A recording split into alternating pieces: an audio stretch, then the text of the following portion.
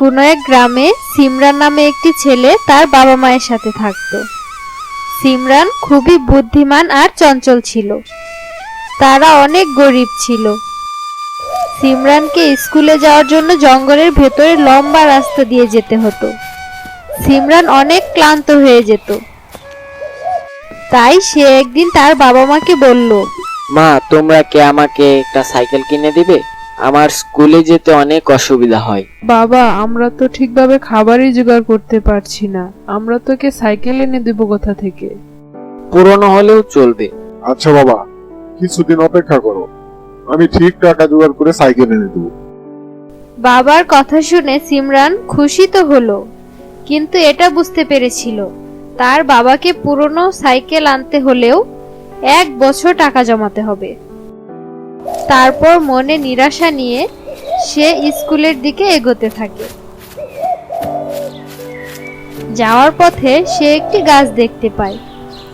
গাছের আশেপাশে অনেক আবর্জনা ছিল। সিমরান ওই আবর্জনাগুলো পরিষ্কার করে দেয়। তখনই গাছ থেকে একটি আওয়াজ শুনতে পায়। অনেক লোক এখান দিয়ে যাতায়াত করে, তারা সবসময় নোংরাই করে। এই প্রথম কেউ পরিষ্কার করবে। সিমরান অবাক হয়ে গেল গাছের কথা বলা দেখে। আরে, আপনি তো একটা গাছ, কথা কিভাবে বলছেন? আমি জাদু গাছ। তোমার এই কাজের জন্য আমি খুবই খুশি হয়েছি। বলো তোমার কি চাই? আমার তো শুধু একটা সাইকেল চাই, যাতে আমি আরামে স্কুলে যেতে পারবো। ব্যাস, এত ছোট ইচ্ছা? আমি অবশ্যই পূরণ করব। গাছ এরকম বলার সাথে সাথে সিমরানের সামনে একটি চকচকে নতুন সাইকেল দেখতে পেল। একটা কথা মনে রাখবে, এই সাইকেলের ব্যবহার লোভে পড়ে করবে না। সিমরান সাইকেলটি নিয়ে বাড়ি গেল এবং তার বাবা মাকে দেখালো আর সব খুলে বলল।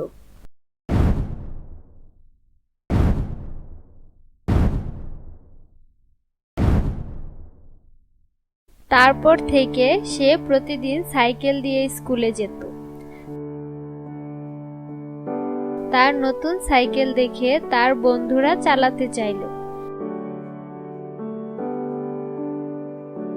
এবং সে চালাতে দিল। কিন্তু কিছুদিন পর তার মনে লোভের সঞ্চার হয় আর সে ভাবে, কেমন হবে সাইকেল চালানোর জন্য আমি যদি এদের কাছ থেকে পয়সা এটা নিই? ভাবতেই সিমরান পরের দিন থেকেই তার বন্ধুদের কাছ থেকে সাইকেল চালানোর জন্য পয়সা নিতে শুরু করে। একদিন স্কুলে যাওয়ার সময় দেখতে পেল তার সাইকেলটি আর নেই। এটা দেখে সে অবাক হয়ে যায়। তখনই তার মা বলে, তোমার লোভের কারণে তোমার সাইকেলটা হারালে। জাদুর গাছ তো বলেছিল লোভ না করতে। ও মা, আমি ভুলে গিয়েছিলাম। এবার আমি কি করব মা? এবার ভুল থেকে কিছু শেখো। এমন ভুল আর কখনো করো না। কিছুদিন পর আমরা তোমাকে একটা পুরনো সাইকেল কিনে দিব।